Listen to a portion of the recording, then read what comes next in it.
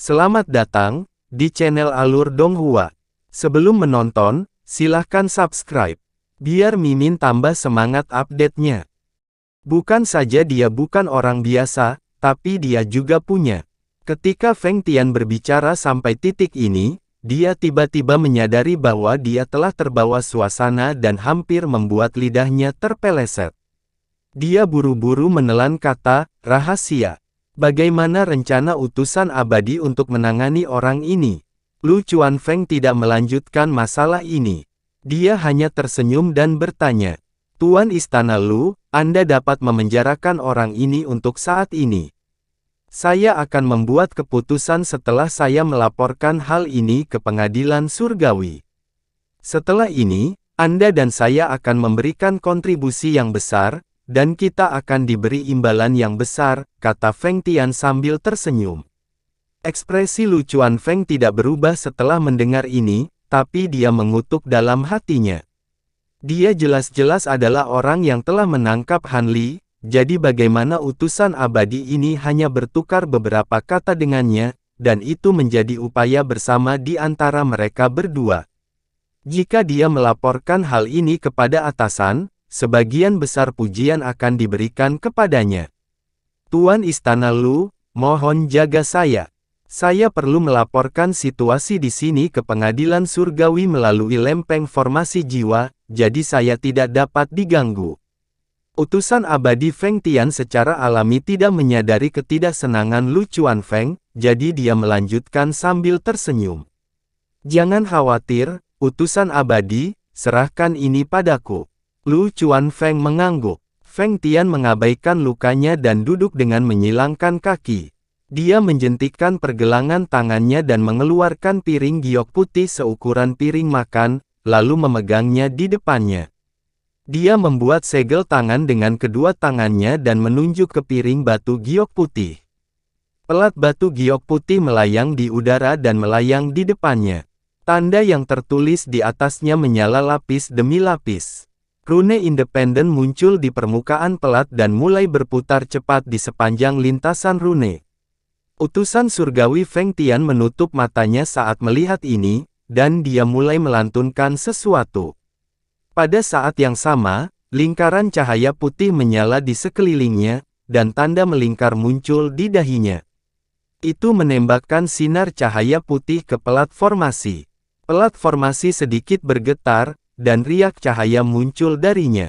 Tepat pada saat ini, cahaya putih di sekitar tubuh Han Li yang membeku tiba-tiba surut, dan lapisan cahaya merah tua muncul lagi saat ledakan kekuatan garis keturunan yang sangat kuat tiba-tiba meletus dari tubuhnya. Setelah beberapa upaya yang sia-sia, Han Li mengaktifkan garis keturunan roh sejati dan menggabungkannya dengan seni penekan neraka ganas surgawi, yang di atasnya seluruh tubuhnya mulai berubah menjadi makhluk surgawi dengan 3 kepala dan 6 lengan. Namun, di bawah penindasan hukum elemen es yang sangat dingin, proses transformasi ini menjadi sangat lambat dan tidak dapat diselesaikan dalam sekejap. Raungan menggelegar meletus dari hati Han Li saat dia melepaskan perlindungan meridian jantungnya dan melepaskan Fire Raven dari tubuhnya untuk melelehkan lapisan es glasial, sehingga memungkinkan kekuatan garis keturunannya dilepaskan sepenuhnya. Melihat transformasinya akan segera selesai, Lu Chuanfeng menghela nafas dan berkata, jangan beri aku masalah lagi di saat seperti ini. Dengan itu, dia melambaikan lengan bajunya, dan jimat biru tiba-tiba terbang dan mendarat di tubuh Han Li. Saat jimat itu mendarat di tubuhnya, garis keturunan Han Li langsung membeku, dan aliran darah di tubuhnya juga terhenti. Garis keturunan roh sejati di tubuhnya secara alami tidak dapat terus beredar, dan semua usahanya sia-sia. Setelah ditunda oleh Han Li, Lu Chuanfeng menoleh untuk melihat utusan abadi Feng Tian. Dia melihat pelat formasi batu giok putih di depannya bergetar, dan sosok buram mulai mengembun. Saat ini, sesuatu yang tidak terduga terjadi. Lu Chuanfeng bergerak seperti kilat, dan aliran esensi darah keluar dari telapak tangannya. Itu berubah menjadi tanda darah di tengah telapak tangannya, dan dia membantingnya ke kepala utusan abadi Feng Tian. Pilar cahaya biru solid tiba-tiba muncul dari telapak tangannya, dan langsung mengalir ke tubuh utusan abadi Feng Tian. Hanya terdengar suara lembut sebelum menghilang tanpa bekas. Utusan abadi Feng Tian merasa seperti tersambar petir. Matanya tiba-tiba terbuka, dan pupil matanya merah. Anehnya, darahnya bukan berwarna merah, melainkan biru tua. Bibirnya terbuka sedikit, dan tenggorokannya bergerak, tapi dia tidak bisa mengeluarkan suara apapun. Hanya kabut biru yang keluar dari mulutnya. Detik berikutnya, seluruh tubuhnya berubah menjadi kristal es biru dari dalam keluar. Tidak terkecuali platformasi batu giok putih di depannya. Itu jatuh dari langit dan pecah menjadi pecahan es. Tuan utusan abadi, saya minta maaf. Lu Chuanfeng menghela nafas panjang dan berkata perlahan. Dengan itu, dia melambaikan lengan bajunya, dan hembusan angin lewat. Tubuh utusan abadi Feng Tian hancur, dan bahkan jiwa baru lahir dan jiwa ilahinya berubah menjadi bubuk kristal biru yang tersebar di tanah. Lu Chuanfeng melirik gelang penyimpanan dan cincin penyimpanan yang jatuh ke tanah, tapi dia tidak berniat mengambilnya sama sekali. Dia mengulurkan tangannya, dan lapisan es biru membungkus gelang penyimpanan dan menghancurkannya menjadi debu. Han Li sangat terkejut setelah menyaksikan ini. Cukup mengejutkan ketika Yang Mulia Bintang Surgawi menyergap utusan abadi Feng Tian sebelumnya, tetapi ketua istana dari Istana Abadi Asal Emas juga telah menyerang utusan abadi dari Pengadilan Surgawi, dan itu dilakukan dengan bersih dan kejam.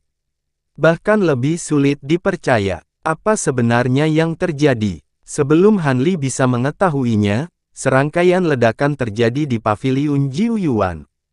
Selusin patung es yang berdiri di samping Han Li hancur satu demi satu, dan seperti utusan surgawi Feng Tian, mereka berubah menjadi bubuk kristal biru yang tersebar ke seluruh tanah.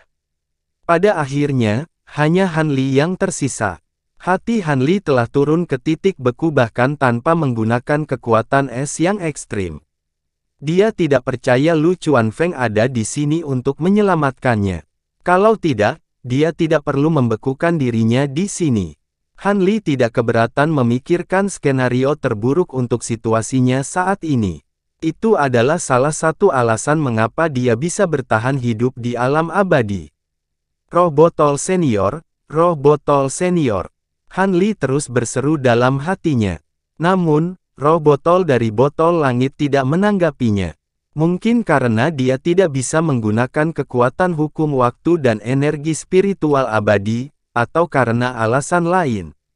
Tanpa bantuan roh botol, mustahil baginya untuk melarikan diri. Tepat ketika dia akan mengambil risiko terluka parah untuk menggunakan beberapa metode luar biasa demi mencari peluang bertahan hidup, sebuah pemandangan yang mengejutkannya muncul. Tiba-tiba, Lu Chuanfeng mengangkat tangan dan melambaikannya ke udara.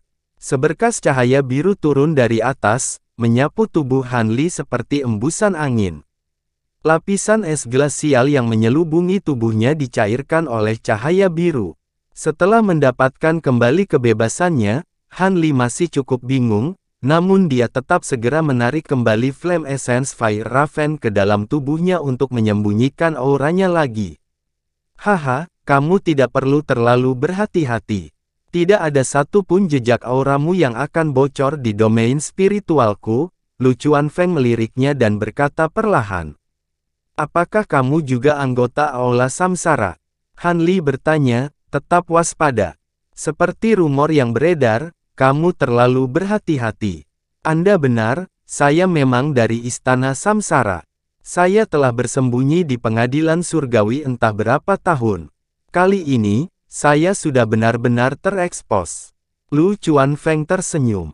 Han Li melirik ke aula yang hancur dan dengan ragu berkata, ini. Tanyakan apa yang kamu inginkan.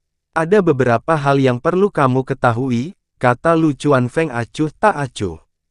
Inikah rencana Istana Samsara? Saya tidak percaya bahwa seluruh Istana Samsara telah merencanakan ini begitu lama hanya untuk membunuh utusan abadi dari Pengadilan Surgawi, kata Han Li sambil mengerutkan kening. Haha, tentu saja tidak. Jika kita mengungkap identitas kita sebagai yang mulia bintang surgawi hanya untuk membunuh sampah ini, itu tidak akan ada gunanya. Ini hanyalah salah satu dari banyak tautan. Tetapi kepala kuil telah mengatakan bahwa Anda tidak perlu terlibat dalam sisa misi, jadi Anda tidak perlu mengetahuinya, kata Lu Chuanfeng sambil tersenyum. Han Li mengerutkan kening saat mendengar ini. Dia bingung, mengapa guru istana samsara menyebut dia. Namun, dia tidak menanyakan pertanyaan ini. Dia hanya berkata, lalu bagaimana kita harus membereskan kekacauan ini? Kuil Jiuyuan akan segera mengetahui situasinya di sini, bukan? Untuk saat ini, aura di sini belum bocor. Aku akan menghapus jejak semua orang kecuali kamu. Kuil Jiuyuan akan membutuhkan waktu untuk mengetahui apa yang terjadi. Tapi itu tidak masalah. Aku akan tetap memberitahu mereka. Kalau tidak, kekacauan ini pada akhirnya akan, tinggal satu tarikan napas lagi, kata Lu Chuanfeng dengan alis terangkat. Sikapnya saat ini benar-benar berbeda dari biasanya. Dia sama sekali tidak terlihat rendah hati dan lembut. Sebaliknya, dia tampak merasa nyaman. Setelah mengatakan ini, dia mengangkat pergelangan tangannya dan melemparkan sesuatu. Han Li ragu-ragu sejenak, tapi masih mengulurkan tangan untuk menangkapnya. Sekilas, dia menemukan bahwa itu adalah tanda murid dalam kuil Jiuyuan. Setelah ini, kamu harus mengubah penampilanmu. Kamu tidak bisa tampil sebagai Changqi lagi, perintah Lu Chuanfeng. Terima kasih, senior. Han Li mengangguk dan berkata, baiklah, pergi dan lakukan urusanmu sendiri. Lu Chuanfeng meregangkan punggungnya, terlihat lebih santai dan riang setelah melepas penyamarannya yang biasa. Dia menoleh dan berkata pada Han Li. Han Li mengangkat tangannya dan mengusap wajahnya. Wajah yang semula milik Changqi mulai berubah bentuk dan berubah. Pada akhirnya, itu berubah menjadi penampilan seorang pemuda berpenampilan biasa dengan mata dan alis yang ramping. Kemudian, dengan kilatan cahaya, pakaiannya berubah menjadi jubah muslin Tao yang tipis. Han Li menggantungkan token itu di pinggangnya, menangkupkan tinjunya ke arah Lu Chuanfeng, dan berbalik untuk berjalan keluar aula. Pada saat ini, dia melihat mayat-mayat para kultivator sekte Danau Gunung yang hancur di tanah perlahan-lahan menyatu ke dalam domain spiritual Lu Chuanfeng sampai semua aura mereka lenyap. Setelah dia meninggalkan paviliun 9 Yuan, sosoknya segera bersinar dan dia dengan cepat berjalan menuju hutan di luar alun-alun. Pelangi putih membubung ke langit dari paviliun Jiuyuan dan melesat ke arah cakrawala. Aula, yang sudah penuh dengan bekas luka, segera runtuh. Sekitar 1/4 jam kemudian, di dalam kuil 9 asal, Han Li sedang duduk bersila di atas pohon kuno yang menjulang tinggi setinggi lebih dari 1000 kaki di hutan pegunungan terpencil. Dedaunan lebat menutupi tubuhnya dari pandangan, sehingga menyembunyikan kehadirannya dari pandangan. Dia memegang jimat giok di tangannya dan menempelkannya di antara alisnya. Setelah beberapa saat, lampu jimat giok meredup. Han Li menyimpannya dan memejamkan mata untuk berpikir sejenak sebelum membukanya lagi. Jimat giok mencatat peta kuil Jiuyuan, yang menunjukkan tempat di mana Jin Tong mungkin dipenjara. Itu adalah area terlarang di kuil Jiuyuan, dan bahkan murid inti dan tetua kuil Jiuyuan tidak diizinkan masuk. Han Li merenung sejenak, lalu mengeluarkan jimat giok lainnya dan memeriksanya sebentar. Lalu dia mengangguk dan berkata, peta yang diberikan oleh kuil samsara mirip dengan yang diberikan oleh Lan Yan. Sepertinya mereka belum merusaknya, tapi aku tidak menyangka Jin Tong akan dipenjara di tempat seperti itu. Ini akan merepotkan. Saat dia sedang merenung, suara gemuruh keras lainnya datang dari jauh. Secara tidak jelas, dia bahkan bisa mendengar suara pembunuhan dan teriakan di langit. Sepertinya istana samsara membuat langkah besar kali ini. Kuil 9 asal adalah sebuah raksasa dengan fondasi yang berusia ratusan juta tahun. Sulit membayangkan akan jatuh ke dalam kekacauan seperti itu. Han Li menghela nafas sambil melihat ke kejauhan dari puncak pohon.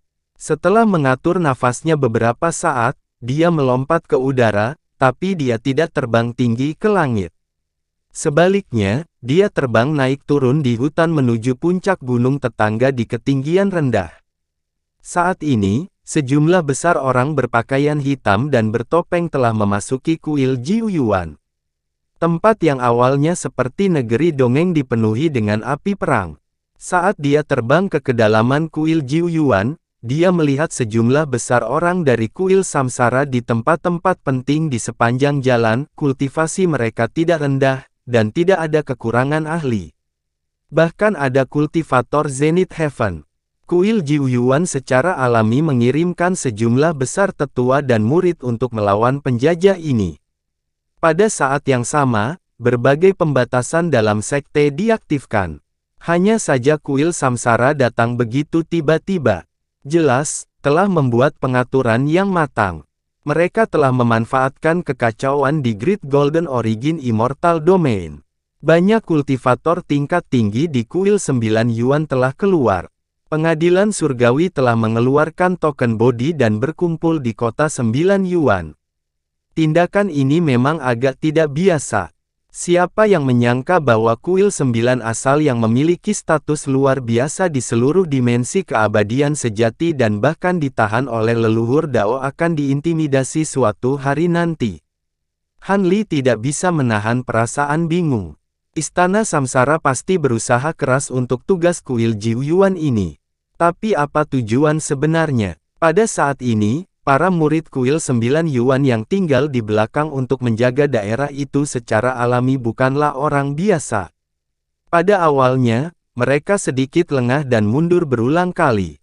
Namun, di bawah pimpinan tetua dan pemimpin puncak masing-masing, mereka dengan cepat bereaksi terhadap situasi tersebut. Meskipun mereka tidak dapat sepenuhnya mengusir musuh dengan mengandalkan pembatasan yang dibuat di semua tempat, mereka mampu menghalangi kemajuan musuh, menyebabkan kedua belah pihak menemui jalan buntu. Han Li tidak berniat berpartisipasi dalam pertarungan antara keduanya. Dia berubah menjadi murid biasa dari kuil 9 asal dan maju dengan cepat menuju kedalaman kuil. Identitasnya saat ini sama sekali tidak menarik perhatian.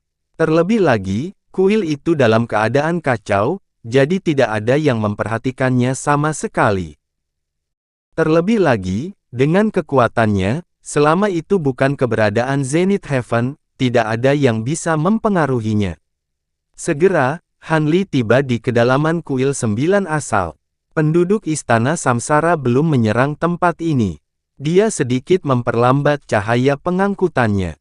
Pada saat yang sama, dia membentuk segel dengan kedua tangannya dan mengaktifkan sihir tembus pandang dari topeng hitam. Saat cahaya hitam di permukaan tubuh Han Li menyala, seluruh tubuhnya tiba-tiba berubah menjadi bola ketiadaan. Tidak ada satupun jejak aura yang terpancar. Bahkan dengan kekuatan akal ilahi, dia tidak dapat mendeteksi sesuatu yang tidak biasa. Melihat situasi ini, dia senang dan terus terbang ke depan. Meskipun tidak ada seorang pun dari istana Samsara di sini, kuil 9 asal tidak lengah. Itu mengaktifkan semua batasan pertahanan dan batasan deteksi di mana-mana, membentuk formasi yang tak terhindarkan untuk mencegah orang-orang di istana Samsara menyelinap masuk secara diam-diam. Untungnya, kesadaran ilahinya kuat, dan mata ajaib kegelapan kesembilannya telah meningkat pesat. Baru pada saat itulah dia melewati pengalaman menakutkan itu tanpa kecelakaan apapun. Kurang dari setengah hari kemudian, dia mendarat di dekat puncak gunung dan bersembunyi di tempat terpencil. Dia melihat ke depan. Ada dua puncak emas raksasa di depannya. Puncak raksasa itu menjulang tinggi ke awan dan berdiri tegak, seperti dua pilar raksasa yang menopang langit. Ada lorong di antara dua puncak raksasa itu. Di kedua sisi puncak raksasa, ada kabut emas tak berujung yang menyebar ke kiri dan kanan. Seolah-olah tidak ada ujung yang terlihat, seperti parit alami. Menurut peta kuil 9 asal yang diberikan kepadanya oleh Lan Yan, tempat ini disebut Golden Jade Pass. Itu adalah pintu masuk ke kuil interior. Ada perbedaan yang jelas antara kuil bagian luar dan kuil bagian dalam dari kuil 9 asal. Tempat-tempat yang sebelumnya dilewati Han Li semuanya adalah bagian luar.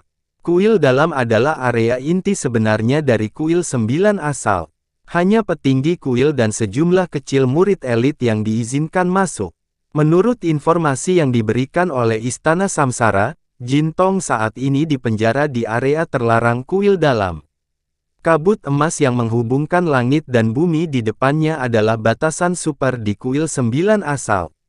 Dikatakan bahwa leluhur Dao Jiu Yuan secara pribadi telah mengaturnya. Itu menutupi seluruh kuil interior dan hanya bisa dimasuki melalui lorong seperti Golden Jade Pass. Hanya ada 3 pintu masuk seperti Golden Jade Pass di seluruh kuil 9 asal. Han Li melihat lebih dekat ke Golden Jade Pass dan tiba-tiba mengerutkan kening. Pada saat ini, jalan menuju Golden Jade Pass ditutup dan seluruh lorong ditutupi oleh tirai tebal berwarna emas. Di balik penghalang cahaya, ada banyak kultivator yang mengenakan baju besi bermotif emas. Mengapa pintu masuknya ditutup? Mungkinkah karena invasi Istana Samsara? Han Li menggertakkan giginya. Dia merenung sejenak dan mengirimkan kesadarannya ke ruang cabang untuk berkomunikasi dengan Lan Yan. Dia memberitahunya tentang situasi di luar dan bertanya tentang Golden Jade Pass. Teman Han, sekarang Istana Samsara telah menginvasi kuil 9 asal, wajar jika jalur giok emas ditutup. Tempat terpenting dari kuil 9 asal semuanya ada di kuil dalam. Kita tidak bisa membiarkan apapun terjadi ke mereka. Suara Lan Yan terdengar di benak Han Li. Kalau begitu, apakah kamu punya cara untuk melewati tempat ini? Hati Han Li mencelos dan dia bertanya.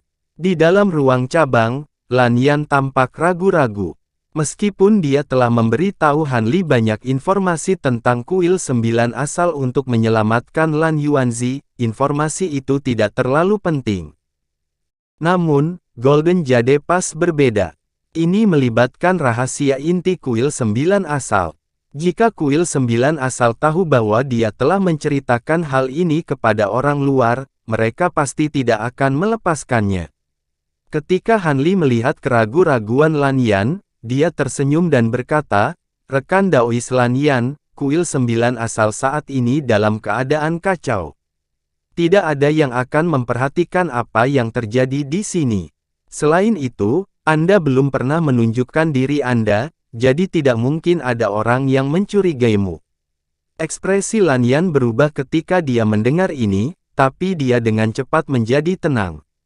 Dia mengerucutkan bibirnya dan berkata sambil tersenyum, "Meski begitu, ada banyak orang yang mampu di kuil 9 Yuan. Bahkan ada beberapa orang yang ahli dalam seni penyelidikan dan ramalan. Mereka tidak bisa diukur dengan akal sehat. Aku bisa memberi tahu teman Han semua yang ku ketahui tentang kuil 9 asal, tapi teman Han harus berjanji padaku 2 hal." "Apakah itu?" Han Li bertanya dengan sedikit cemberut.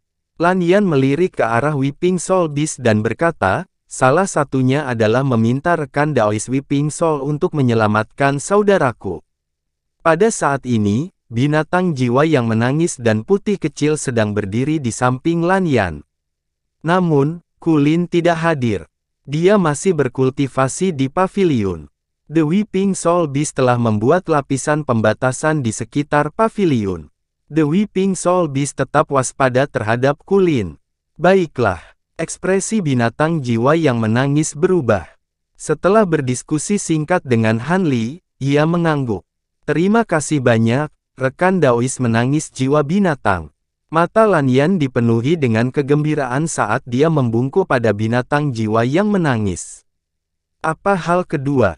Han Li bertanya. Lan Yan menundukkan kepalanya dan mengatakan sesuatu yang mengejutkan Han Li, "Aku telah mengkhianati banyak rahasia kuil 9 asal dan tidak bisa tinggal di kuil lebih lama lagi.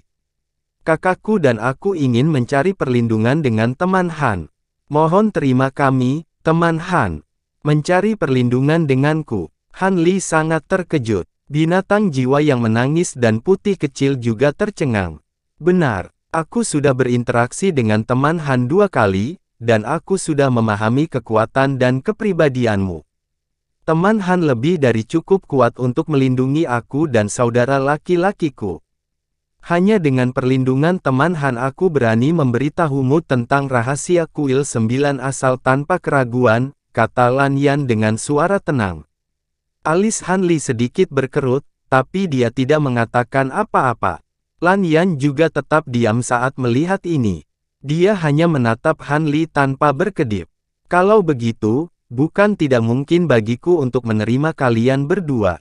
Namun, ada beberapa hal yang harus aku jelaskan kepadamu terlebih dahulu. Kalian berdua berbeda dari putih kecil dan binatang jiwa yang menangis, jadi aku harus membuat batasan, teknik rahasia pada Anda untuk memastikan keselamatan Anda. Tentu saja, saya akan menghapus teknik rahasia pembatasan di masa depan ketika saya merasa kalian berdua dapat dipercaya. Selain itu, saya tidak akan mengganggu kultivasi Anda di masa depan, saya juga tidak akan memberikan bantuan apapun. Pikirkan caranya sendiri, jawab Han Li cepat. Tidak apa-apa, Lan Yan juga sangat berterus terang. Dia langsung setuju tanpa ragu-ragu. Han Li sedikit terkejut dengan ini, tapi dia tidak terlalu memperhatikannya. Dia menghubungi Weeping Soul Beast melalui jiwanya. The Weeping Soul Beast meneriakkan, dan bola cahaya hitam terbang keluar dari tangannya. Cahaya hitam dengan cepat berubah menjadi cincin hitam. Tanda hitam kecil yang tak terhitung jumlahnya menari-nari di dalamnya, membuatnya tampak sangat misterius. Pergi. The Weeping Soul Beast membuat segel tangan dan menunjuk. Cincin hitam itu berubah menjadi seberkas cahaya hitam, menghilang ke dalam pikiran Weeping Soul Beast dalam sekejap. Tubuh Lan Yan bergetar, dan wajah cantiknya tiba-tiba memucat. Namun, dia dengan cepat memulihkan ketenangannya, dan tidak ada ketidakpuasan di wajahnya. Rekan Lan adalah orang yang tegas dan memiliki perhatian yang baik terhadap orang lain. Ini jelas merupakan keputusan yang bijaksana bagimu untuk mencari perlindungan kepada guru hari ini, secerca pujian melintas di mata binatang jiwa yang menangis sambil tersenyum lembut.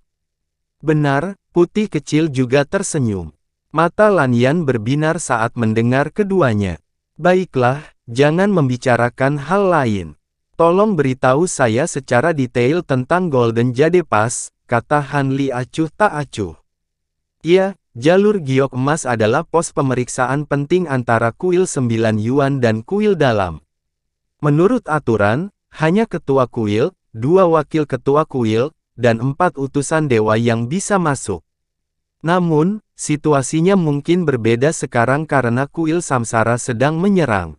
Jika ada alasan yang cocok, kita mungkin bisa meminta pengawal garis emas di dalam untuk membuka pos pemeriksaan. Lan Yan menenangkan diri dan buru-buru berkata.